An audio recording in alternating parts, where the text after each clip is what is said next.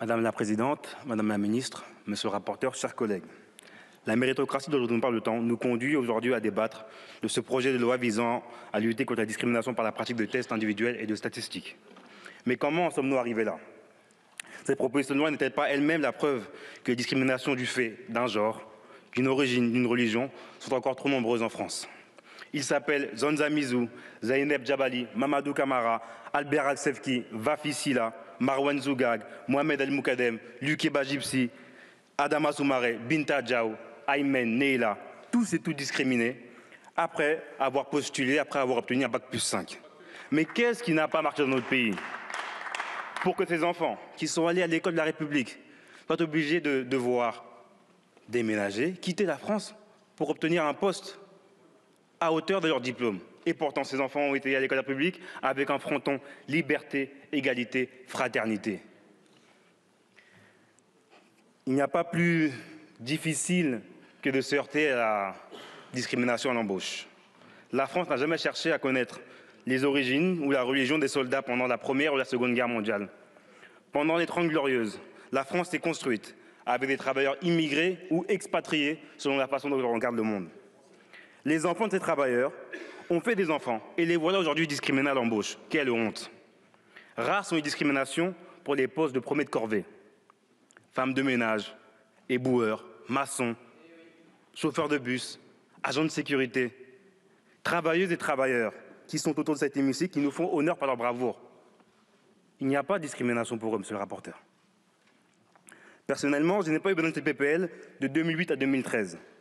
Lorsque je cherchais un poste en tant qu'ouvrier, après mon BEP mécanique et mon bac pro technicien d'usinage, aucun problème pour trouver un poste.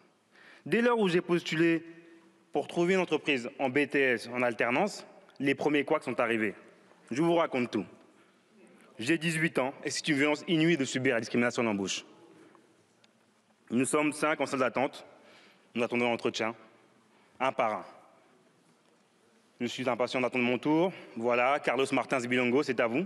Je me lève, mais le recruteur ne pose pas le regard sur moi. Coïncidence, je ne sais pas. Première phrase d'entretien sera « Je ne vous voyais pas comme ça, monsieur Bilongo ».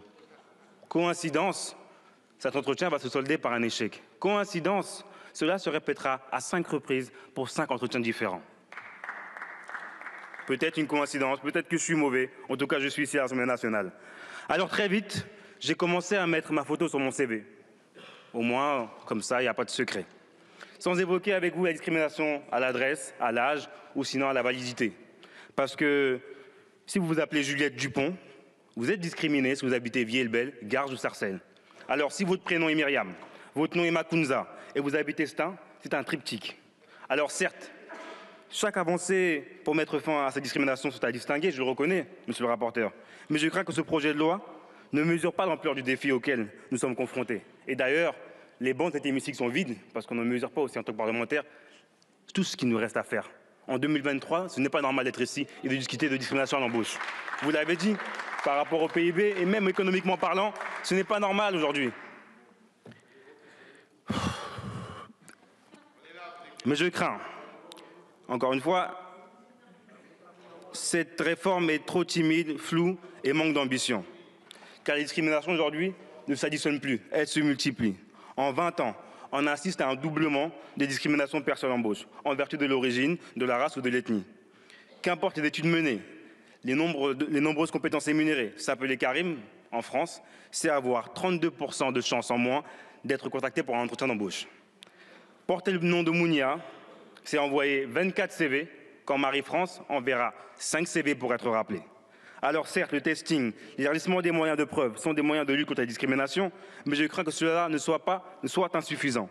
Je regrette le manque d'effets dissuasifs ainsi que le manque de clarté de cette loi. Mais qu'en est-il de la personne discriminée, monsieur le rapporteur? Qu'en est-il de ses projets de vie? Aura-t-elle un poste à hauteur de ses diplômes? Aura-t-elle un logement? Je ne pense pas.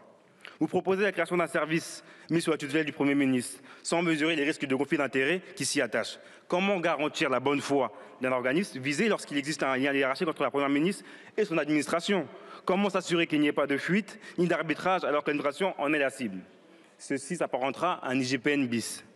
Entre-temps, pour la personne visée par la discrimination, le train pourrait les passer. Et c'est ça le sujet aujourd'hui. vous mettez en place un outil de mesure qui ne pourra pas devenir aujourd'hui une politique publique qui est nécessaire. Je vous remercie. Je vous remercie.